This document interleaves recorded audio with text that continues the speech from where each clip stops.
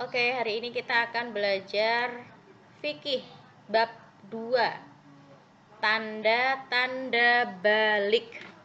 Oh, apa itu balik? Apa artinya?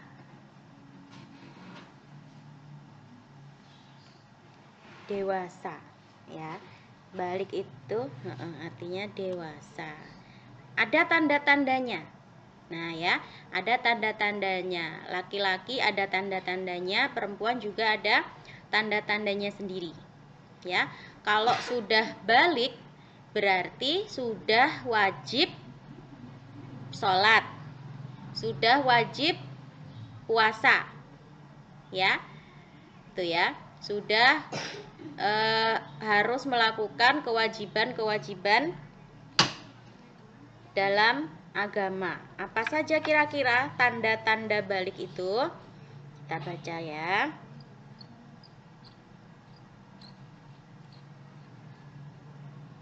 Nah, ini dia. Ya, yang pertama bayi. Ini ada bayi. Kemudian bayi sudah besar jadi anak-anak. Ya, anak-anak. Terus TK dulu. Ya, setelah TK terus SD. Masih anak-anak.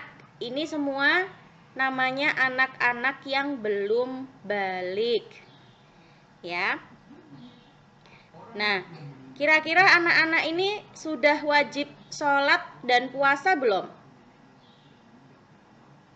Anak-anak itu sudah wajib sholat dan puasa belum? Belum. Ya, Allah itu maha bijaksana. Aturan-aturan di dalam agama Islam itu diatur sedemikian rupa sehingga tidak memberatkan umat Islam sendiri. Misalnya dalam aturan ibadah, siapa saja yang wajib menjalankan ibadah-ibadah tersebut diatur dengan sangat adil oleh Allah. Ya. Nah, siapa yang telah wajib menjalankan kewajiban agama seperti sholat dan puasa? Orang yang wajib menjalankan kewajiban agama disebut sebagai mukallaf. Lalu, apa saja syarat-syarat mukallaf? Ya, mukallaf itu artinya apa? Mukallaf itu beda dengan balik, ya. Kalau balik itu artinya seseorang yang sudah sampai usianya. Ya, sudah sampai usianya. Misalnya kalau perempuan tandanya dengan keluarnya darah haid. Kalau laki-laki tanda balik kalau sudah balik itu berarti dia sudah mimpi, ihtilam. Nah, tapi kalau mukallaf itu beda. Mukallaf itu artinya orang yang wajib melaksanakan ibadah di dalam agama. Ya, beda dengan balik. Balik, orang Kristen bisa balik? Bisa. Ya. Orang Hindu, Buddha, orang non-muslim, orang yang tidak beragama, orang gila, orang sakit, semuanya balik kalau sudah mencapai umurnya. Ya. Tapi mereka semua tidak wajib sholat, tidak wajib puasa. Karena apa? Karena belum atau tidak mukallaf, artinya tidak dibebani untuk melaksanakan sholat. Ya, mukallaf itu adalah orang yang dibebani untuk menjalankan sholat dan puasa. Siapakah dia orang mukallaf itu? Yang pertama, ada 3 syarat orang itu mukallaf. Yang pertama dia harus balik. Ya, yang pertama dia harus balik, sudah sampai usia dewasa. Kemudian yang kedua, dia harus berakal sehat. Nah, jadi kalau orang gila, dia mukallaf enggak? Tidak, ya. Orang gila itu tidak mukallaf, artinya dia tidak dibebani kewajiban sholat. Orang yang pingsan tidak dibebani kewajiban untuk sholat. Ya. Orang yang koma, tahu koma enggak? Koma itu sakit seperti pingsan itu tapi waktunya lama. Ya. Bisa sampai berhari-hari, bisa sampai berbulan-bulan, bahkan ada yang bertahun-tahun. Koma, ya, dia tidak sadar. Tidak sadar, kayak orang pingsan gitu tapi waktunya lebih lama. Orang yang sakit koma, itu dia juga tidak wajib untuk sholat, tidak wajib untuk puasa. Berarti dia tidak mukallaf. Ya. Kemudian yang ketiga syaratnya, telah sampai dakwah Islam. Nah, ini kalau dia sudah mendapatkan dakwah Islam, sudah diajak untuk masuk Islam, berarti dia sudah wajib melaksanakan sholat dan puasa.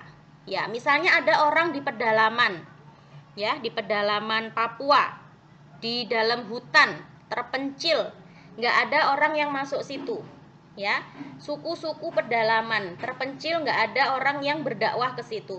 Dia wajib sholat nggak? Tidak, dia tidak wajib sholat, tidak wajib puasa. Karena apa? Karena dakwah Islam belum sampai padanya, karena dia belum mengenal Islam.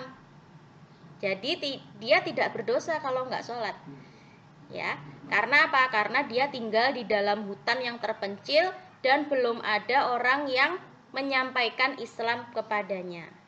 Nah, berarti orang ini belum mukallaf, belum dikenai kewajiban sholat dan puasa. Itu ya, jadi itu bedanya orang yang mukallaf dan balik. Kalau balik tadi apa? Balik tadi sudah sampai usia dewasa. Semua orang pasti mengalami balik. Ya, semua orang pasti mengalami balik. Mau dia orang Kristen, mau dia orang gila, ya, mau laki-laki, perempuan, orang sakit, orang sehat, semuanya pasti mengalami balik. Karena manusia pasti akan mengalami masa dewasa, ya kan? Nah, itu balik. Sedangkan kalau mukallaf itu orang yang sudah wajib sholat. Syaratnya apa? Mukallaf itu syaratnya yang pertama dia harus balik, sudah sampai usianya. Kemudian syaratnya dia mukallaf apa? Harus berakal sehat. Ya, jadi orang yang gila itu dia nggak wajib. Orang yang pingsan dia juga nggak wajib sholat. Orang yang koma, sakit koma, ya, dia juga tidak wajib sholat. Ya, jadi kalau dia nggak sholat ya dia nggak berdosa. Itu maksudnya begitu. Tidak wajib itu maksudnya kalau dia meninggalkan sholat berarti dia tidak berdosa. Orang gila itu nggak wajib sholat, itu ya. Kemudian yang ketiga syaratnya apa? Telah sampai dakwah Islam kepadanya. Jadi orang yang tinggal di pedalaman, tinggal di hutan atau tinggal di gunung dan belum sampai dakwah Islam ke situ, ya, misalnya orang yang tinggal di pedalaman Afrika, di dalam hutan Amazon misalnya, di Amerika sana, ya, suku-suku primitif, ya, itu belum ada yang mendakwahkan Islam kepadanya, berarti dia tidak wajib sholat. Dia nggak berdosa kalau dia nggak sholat. Karena gimana mau sholat? Dia nggak tahu apa itu sholat. Dia nggak tahu apa itu Islam, ya kan? Orang kalau nggak tahu itu berarti tidak berdosa. Nah, itulah hikmah, ya. Islam itu apa? Islam itu adil. Allah itu maha adil. Jadi orang itu nggak berdosa kalau dia nggak tahu, ya. Dia nggak dikenai dosa kalau dia tidak tahu, gitu ya. Nah, oleh karena itu, seorang anak kecil dan orang gila belum memiliki kewajiban untuk menjalankan kewajiban agama. Hal ini sesuai dengan sabda Rasulullah Shallallahu Alaihi Wasallam yang berbunyi, An Ali bin Abi Thalib radhiyallahu anhu, annan nabiyya sallallahu alaihi wasallam qala, rufi'al qalamu an thalathatin, anin naimi hatta yastayqidha, wa anis sabiyyi hatta yahtalima, wa anil majnuni hatta yaqila. Apa artinya? Dari Ali bin Abi Thalib, Sesungguhnya Rasulullah Shallallahu Alaihi Wasallam bersabda, telah diangkat pena dari 3 golongan. Maksudnya apa? Diangkat pena itu sudah dicatat amalnya, ya. Telah diangkat pena dari 3 golongan. Siapa saja dia? Yang pertama, dari orang tidur hingga ia bangun, dari anak kecil sampai ia ihtilam atau mimpi basah, dan dari orang gila sampai ia berakal. Diriwayatkan oleh Tirmidzi. Maksud kata diangkat pena di atas adalah, maksudnya diangkat pena itu apa? Tidak diwajibkan melaksanakan ibadah dan tidak dicatat dosanya. Ya. Jadi maksudnya diangkat penanya itu dicatat, ya. Diangkat penanya itu dicatat. Nah, 3 orang ini, 3 golongan ini, dia tidak dicatat dosanya. Siapa saja? Yang pertama, orang gila. Terus, orang tidur, anak kecil, dan ya 3 golongan itu. Ya, 3 golongan itu tidak dicatat dosanya. Anak kecil sampai balik, orang gila sampai dia sadar, sampai dia sembuh dari gilanya. Yang ketiga siapa? Orang yang tidur sampai dia bangun. Ada nggak orang tidur yang sampai tidur bertahun-tahun? Ada. Tadi yang saya bilang, orang yang sakit koma. Ya, dia seperti orang tidur, seperti orang pingsan yang nggak bangun-bangun. Dia masih hidup, masih bernafas, ya, masih bergerak, tapi seperti orang tidur, nggak sadar, nggak bangun sampai lama. Nah, itu namanya orang sakit koma. Itu ya. 3 orang itu, 3 golongan itu dia tidak dicatat dosanya.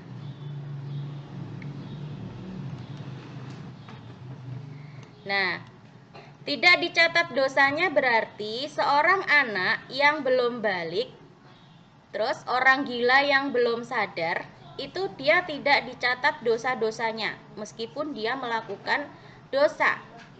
Tapi ketika orang gila tadi sudah sadar, sudah ingat dari gilanya, sudah sembuh maksudnya, dan anak-anak tadi sudah balik, maka malaikat atid mulai bertugas untuk mencatat dosa-dosa mereka. Oleh karena itu, menjadi balik adalah sebuah anugerah sekaligus ujian yang sangat besar dari Allah. Karena sejak terhitung dari situ, dari balik itu, ketaatan kita terhadap Allah dan keistiqomahan kita menjauhi hal-hal yang dilarang oleh Allah mulai diuji. Ya, jadi seseorang, ya, anak-anak itu ketika dia sudah mencapai balik, ya, itu ada 2 hal, ada untung dan ruginya. Untungnya apa? Kalau kita berbuat baik, sekecil apapun, itu kebaikan kita dicatat oleh malaikat. Ya, kita mendapat pahala. Tapi ada tapinya. Kalau kita melakukan keburukan, meskipun sekecil apapun, itu juga akan dicatat oleh malaikat. Nah, itu dia. Ya, jadi apa? Menjadi balik itu adalah ujian bagi kita. Ya, apakah kita lebih banyak berbuat baik atau justru kita lebih banyak buruknya? Semuanya dicatat sama Allah, ya. Jadi kapan seseorang itu mulai dicatat amalnya? Ketika dia sudah balik. Jadi kayak Nazira gini, masih kecil, masih anak-anak, belum balik, belum dicatat, ya, belum dosa. Kalau nakal tidak berdosa. Tapi jangan nakal, ya. Mulai sekarang, mulai dari masih anak-anak dibiasakan berbuat baik. Supaya apa? Supaya nanti ketika sudah besar, kebaikan itu sudah jadi kebiasaan. Ya, kalau anak-anak dari kecilnya dibiasakan sholat, dibiasakan berkata-kata yang baik, dibiasakan berbuat baik, nanti sampai besar juga akan baik seperti itu. Ya, makanya mumpung masih kecil dibiasakan berbuat yang baik. Gitu ya. Oke, sekarang kita lanjut tanda-tanda balik. Apakah tanda-tandanya? Nah, sekarang ini kita baca dulu. Apakah itu balik? Balik secara bahasa berasal dari kata balagho. Ya, jadi dari bahasa Arab ini. Asal katanya balagho, yang artinya sampai. Secara istilah, balik artinya telah sampai usia seseorang pada kedewasaan. Jadi, seseorang yang sudah balik dianggap sudah cukup dewasa untuk berpikir dan bertindak. Oleh karenanya, balik dijadikan titik awal dalam pelaksanaan kewajiban-kewajiban syariat. Lalu apa saja tanda-tanda balik? Tanda-tanda balik itu berbeda antara laki-laki dan perempuan. Yang pertama, tanda-tanda balik yang pertama yaitu untuk anak perempuan itu mengalami haid. Ya, minimal di usia 9 tahun. Biasanya dimulai di umur 9 tahun. Ya, Najila sekarang umurnya berapa? 9 ya. Minimal ada yang haid di umur 9 tahun. Tapi kebanyakan ya ada yang di atasnya ada, yang nanti ketika SMP baru haid pun juga ada. Yang ketika nanti dia SMA baru haid juga ada. Jadi umurnya beda-beda ya, masing-masing anak itu beda-beda ya. Terus itu tadi perempuan. Sekarang kalau laki-laki, tandanya apa? Tandanya itu ihtilam atau mimpi basah untuk laki-laki yang berusia minimal juga sama 9 tahun. Ada juga yang SMP baru ihtilam, ada juga yang SMA juga baru ihtilam juga ada. Jadi sama ya, umurnya itu nggak bisa dijadikan patokan karena masing-masing anak berbeda.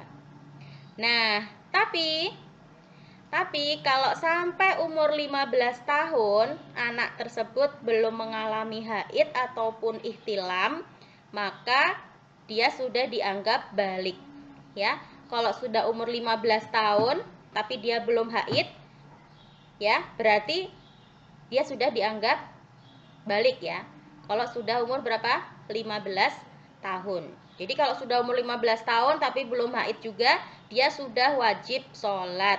Kalau nggak sholat berarti dia berdosa. Sudah dicatat sama malaikat atid, rokib dan atid. Umurnya 15 tahun ya minimal. Melihat tanda-tanda balik seperti di atas, kita dapat menyimpulkan bahwa setiap orang, baik laki-laki maupun perempuan, itu pasti akan mengalami masa balik. Jadi semua orang, baik itu laki-laki atau perempuan, ya, mau dia sehat, mau dia gila, ya, mau dia itu badannya sempurna atau punya kekurangan fisiknya, ya, semuanya pasti akan mengalami balik, ya. Baik diawali dengan haid atau ihtilam maupun tidak. Ya, jadi semua orang pasti akan balik. Ya, ada yang diawali dengan haid, kebanyakan orang diawali tanda-tandanya dengan haid atau ihtilam. Ada juga yang tidak. Tapi kalau tidak mengalami haid atau ihtilam itu berarti umur berapa? Dia dianggap balik umur 15 tahun. Ya. Jadi kira-kira kelas 3 SMP itu sudah dianggap balik meskipun dia belum haid. Karena sudah dianggap dewasa, ya. Kelas 3 SMP itu sudah dianggap dewasa, sudah harus sholat dan puasa. Ya. Lalu bagaimana jika ada anak perempuan yang usianya kurang dari 9 tahun mengeluarkan darah dari kemaluannya, Bisakah hal itu disebut haid? Nah, pembahasan tentang hal ini akan diulas pada bab berikutnya. Ya, kalau ada anak kurang dari 9 tahun, ya misalnya umurnya masih 8 tahun, tiba-tiba mengeluarkan darah ya dari kemaluannya, apakah itu disebut dengan haid? Nanti kita cari jawabannya di bawah, di bagian bab berikutnya. Oke, sekarang kita lanjutkan haid. Sebagaimana yang telah kita ketahui bahwa salah satu tanda balik bagi perempuan adalah haid. Apakah haid itu dan apa saja hal-hal yang berhubungan dengannya? Nah, pada subbab ini kita akan membahas pengertian, waktunya kapan, dan apa saja hal-hal yang dilarang bagi seseorang wanita yang sedang haid. Oke, yang pertama pengertiannya dulu. Apa yang disebut dengan haid? Secara bahasa, haid artinya aliran atau sesuatu yang mengalir. Ya. Sedangkan secara istilah, haid adalah darah yang keluar dari rahim seorang wanita pada waktu-waktu tertentu yang bukan disebabkan oleh suatu penyakit atau karena melahirkan. Jadi haid itu darah yang keluar dari rahim wanita pada waktu-waktu tertentu. Ya, yang darah itu keluar bukan karena penyakit dan bukan karena melahirkan. Ya, jadi ketika melahirkan itu rahim perempuan itu mengeluarkan darah. Nah, ini namanya bukan darah haid, ya, karena apa? Karena sebab keluarnya darah tadi itu karena melahirkan. Jadi darah ini bukan darah haid namanya. Dan bukan juga karena penyakit, ya. Ada wanita yang karena dia punya penyakit, dia akhirnya mengeluarkan darah dari rahimnya. Namanya darah istihadoh. Nah, darah penyakit ini namanya darah istihadoh. Beda dengan darah haid, ya. Kalau haid itu apa? Darah yang keluar dari rahim wanita di waktu tertentu. Ya. Itu ya. Warnanya apa? Warna darah haid itu biasanya merah kehitaman dan agak kental. Pernah mimisan enggak? Pernah. Nah, darah itu warna bentuknya seperti itu, seperti mimisan seperti itu, kental dan kayak ada ingusnya gitu loh, kayak gitu, ya. Warna darah haid biasanya merah kehitaman dan agak kental, seperti mimisan lah, kurang lebih seperti itu. Kemudian waktunya, kapan waktunya itu? Apakah kamu tahu lamanya waktu haid? Jadi haid itu ada batasnya, ya. Minimal paling sedikit itu adalah sehari semalam, ya. Minimal atau paling sedikit haid itu sehari semalam, ya. Rata-rata biasanya terjadi antara 6 sampai 7 hari.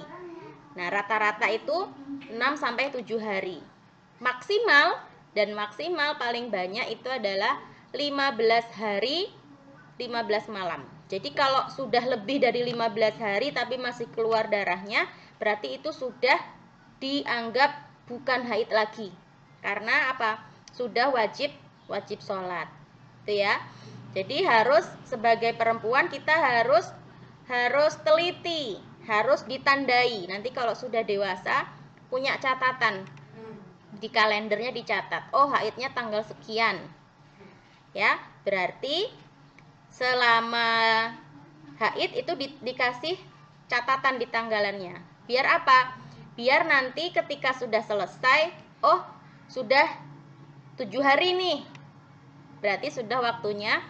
Kalau udah berhenti berarti sudah harus mandi wajib dan sholat. ya. Tapi kalau sudah 15 hari, haidnya sampai 15 hari darahnya masih keluar terus, sedikit-sedikit masih keluar darahnya, itu gimana? Masa kita nggak sholat terus, ya kan? Nah, katanya apa tadi di buku ini? Kalau sudah 15 hari darahnya masih keluar terus, kita sudah harus bersuci. Ya, karena darah itu berarti dianggap darah penyakit, darah istihadoh. Kalau sudah 15 hari berarti sudah harus sholat. Dianggap haidnya sudah selesai, harus sholat. Itu ya.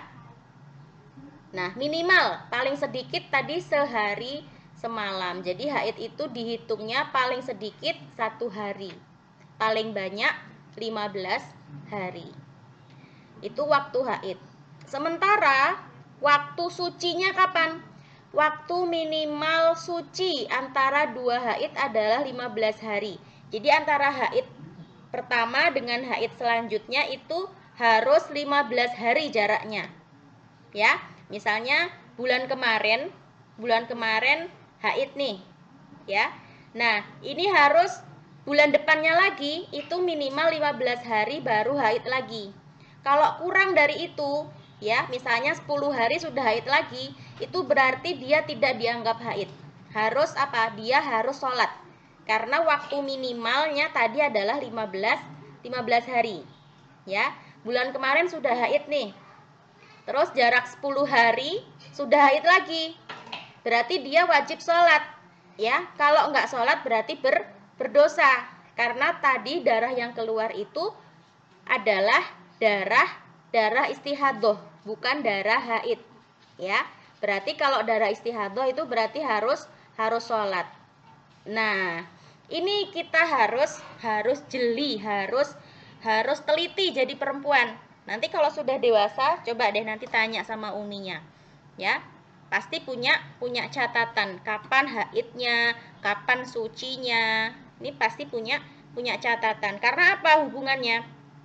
Kalau kita sudah suci tapi kita masih nggak sholat, berarti kita kan berdosa, ya kan? Kalau kita harusnya sudah sholat tapi kita masih santai-santai, dianggapnya masih keluar darah, ya. Padahal seharusnya kita sudah sholat. Berarti kita apa? Berdosa karena kita meninggalkan sholat. Begitu juga dengan misalnya kita harusnya berhenti nih sholatnya karena kita haid. Tapi kita nggak tahu kalau itu ternyata darah haid. Kita masih sholat. Itu juga berdosa karena kita sholat di waktu haid, ya. Atau kita puasa di waktu haid, atau kita melakukan tawaf ketika nanti haji dan umroh. Kita tawaf mengelilingi Ka'bah sedangkan kita dalam kondisi haid. Itu juga tidak sah sholatnya, tidak sah puasanya, ya. Tidak sah juga tawafnya. Itu ya. Jadi kita harus benar-benar tahu ini haid atau bukan. Ini darah haid atau darah yang lain. Kita harus tahu, gitu ya. Oke. Sampai di sini dulu ya pelajaran kita hari ini.